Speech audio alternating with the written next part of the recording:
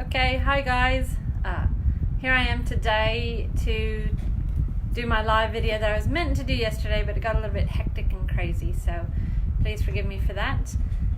Nobody has given me any topics to talk about this week, so what I thought was really important was to clear up some of the confusion. When you Google essential oils and animals, you can get a wide range of opinions, from never use them around your pet to, oh, they helped my dog recover from such and such.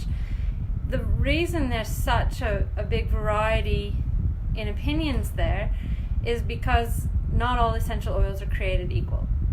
So I only recommend using an oil that you know is 100% pure, and it's never been investigated, any of those adverse effects that people have blamed on oils. It's never been investigated whether it was another chemical that was actually in that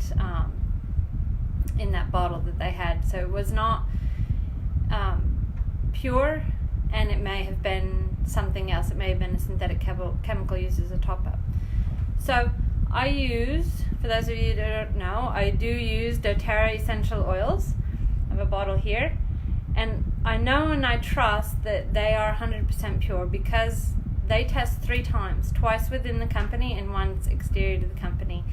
Their third-party testing organization is called the Aromatic Plant Research Center, and every bottle of doTERRA essential oil has a number on the bottom, just like that one. I don't know if you can see that, but you get the idea. And you can go online to the Aromatic Plant Research Center website, and you can look up that batch, that oil batch, and it will show you the entire chemical makeup of that oil. So the doTERRA. So make sure you're using a pure, unadulterated essential oil around your animals. That's where you hear a lot of the controversy, because you just don't know with cheaper brands if they've been topped up. Now, doTERRA has a line of roller bottles ready to go, like this Lavender Touch, and I just want to point out that the ingredients in here also includes fractionated coconut oil. So that means it's just pre-diluted, ready for you to go. If you pick up an essential oil, a cheap one off the grocery store shelf, you may find many more ingredients. Well, you will find more ingredients on their ingredients list. And the scary part is there's a lot of chemicals out there that can just be listed under the word fragrance.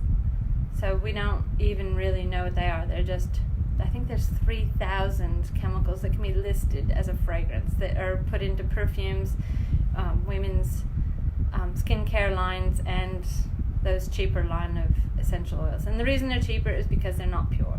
They've topped them up with a cheaper substance. So, moving on, it's, as I always recommend with your animals to dilute. You can use a variety of things to dilute in. You can use water, say for fly sprays. You can use any sort of oil, any oil that's your preference. I do like coconut oil. It's not greasy and it goes on nice. But some people like almond oil, or even just olive oil if you want. You can dilute it in just about anything, as long as you're happy with the integrity of that product as well. The other thing, I just wanted to show you some of my resources that I use, that I get some of my information from. So I have a book here written by a holistic veterinarian, and it's called the Animal Desk Reference Book. And so I get a lot of my information from there. She has spent a lot of years researching and testing oils.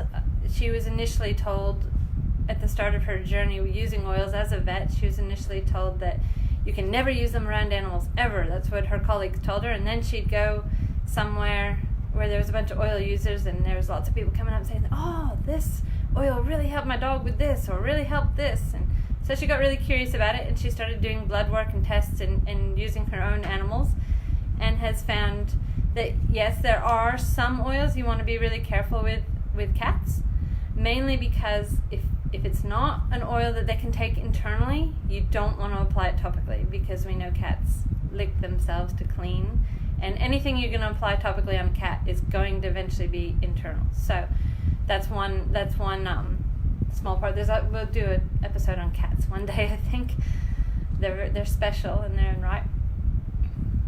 So as far as diffusing them around the animals, the main recommendation is leave a door open so they can leave if they choose to.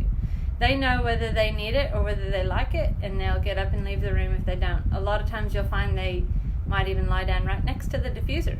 They might really love it. So here's another resource that I use. It's called Spoil Your Pet, also written by a couple of veterinarians, and that is mainly dogs and cats. They have a little bit of information on horses in there.